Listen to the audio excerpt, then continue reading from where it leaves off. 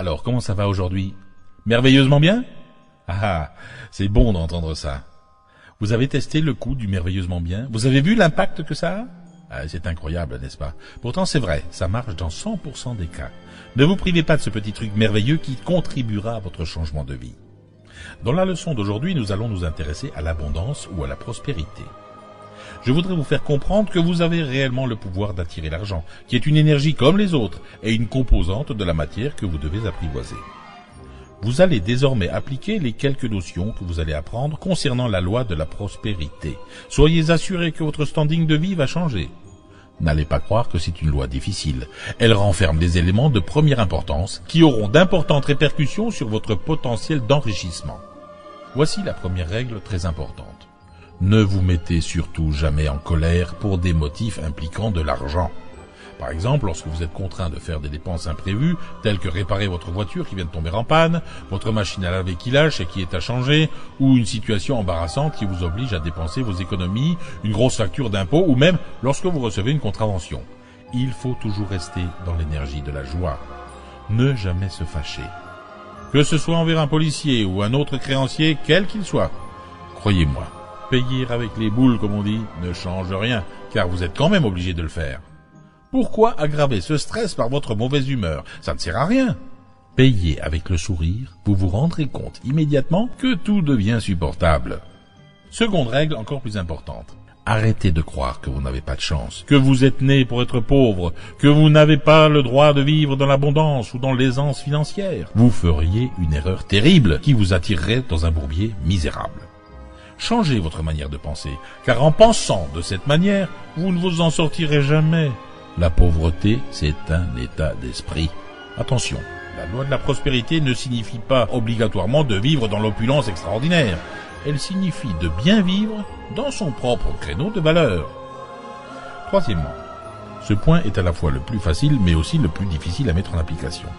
Chaque fois que vous devez débourser une somme d'argent, que ce soit en espèces, en chèque, ou par carte de crédit, ou par virement bancaire, c'est au moment même de la transaction que vous devez dire dans le silence de vos pensées « Cela me reviendra décuplé », ce qui veut dire multiplié par 10. J'insiste sur ce groupe de mots. Au moment même de la transaction. Ce n'est pas quelques minutes plus tard que l'énergie de prospérité sera en activité. Il faut en prendre l'habitude afin que cela devienne un automatisme dans votre manière de penser et à chaque transaction que vous faites. Il est clair que lorsque vous dites merci à quelqu'un pour un service rendu, vous ne réfléchissez pas. C'est automatique, n'est-ce pas?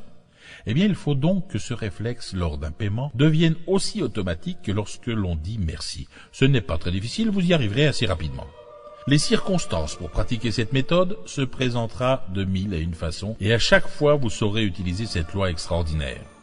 Un petit truc peut vous aider. Inscrivez sur votre chéquier le symbole multiplié, vous savez la lettre X, en gros caractères suivi du chiffre 10. Prenez des autocollants et placez-les sur votre carte de crédit dans votre portefeuille afin qu'à chaque fois que vous utilisiez un mode de paiement, cela vous rappelle de mettre en application cette loi. Croyez-moi, l'aisance financière, c'est aussi un état d'esprit au même titre que la pauvreté. Si vous êtes persuadé d'être né pour vivre misérablement, il est temps d'inverser la vapeur et d'intégrer l'idée inverse.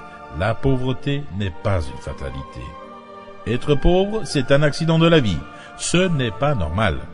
Je vous garantis que vous avez été créé pour vivre dans l'abondance. N'en doutez pas une seconde. Pour vous donner un exemple symbolique, imaginez un immense champ long de 10 km, jonché de cailloux, de grosses mottes de terre, de trous et de bosses. Ensuite, imaginez qu'un Boeing 747, un gros avion, doive atterrir dans ce champ immense. Ce Boeing est chargé de lingots d'or qui vous sont destinés. Comment voulez-vous que l'avion atterrisse et vous livre son contenu? C'est impossible. Pour que l'avion puisse vous remettre sa cargaison, il faut que vous fassiez une piste ultra plate recouverte d'un revêtement spécial, non? Eh bien pour vous, c'est exactement pareil. La fortune ne peut être attirée par vous que si vous avez l'état d'esprit pour qu'elle puisse arriver vers vous. C'est aussi simple que cela. Ne prenez pas mes propos à la légère. Ce que je viens de vous dire, c'est la base de la richesse. Le reste vient automatiquement.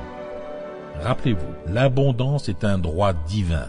L'abondance est à votre portée, laissez-la vous approcher, car elle est attirée par vous. Le truc est très simple. N'acceptez pas d'être pauvre. Alors à chacun et à chacune d'entre vous, je vous souhaite de vivre une merveilleuse journée.